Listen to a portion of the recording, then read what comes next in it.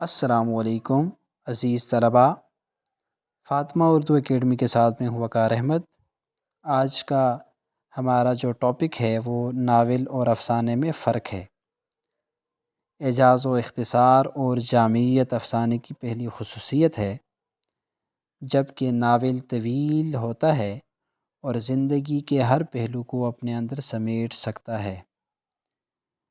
دوسرا فرق جو ہے، افسانے کا کینوس محدود اور مختصر ہوتا ہے۔ بعض اوقات ایک ہی کردار کے گرد پورا افسانہ گردش کرتا ہے، جبکہ ناول کا کینوس زندگی کی طرح وسیع ہوتا ہے اور زندگی کی تمام وسعتوں کا حامل ہوتا ہے۔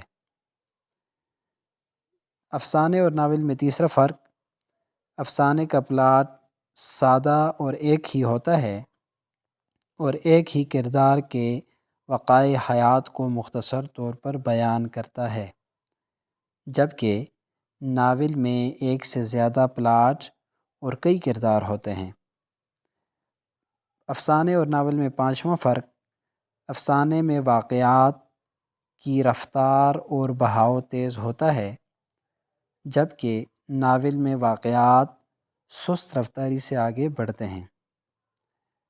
جو پانچواں ناول اور افسانے میں فرق ہے، افسانہ اختصار کی وجہ سے کرداروں کے ارتقائی مراحل بھی بطرز اختصار ہی بیان کیے جاتے ہیں، جبکہ ناول میں کرداروں کے تمام ارتقائی مراحل بڑی تفصیل کے ساتھ پیش کرنے کی گنجائش بہرحال ہوتی ہے۔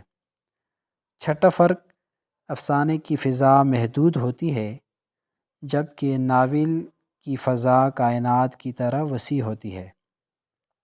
ساتواں اور آخری فرق، ناول اور افسانے میں افسانہ کم سے کم وقت میں پڑھا جاتا ہے، جبکہ ناول پڑھنے کے لیے زیادہ وقت درکار ہوتا ہے۔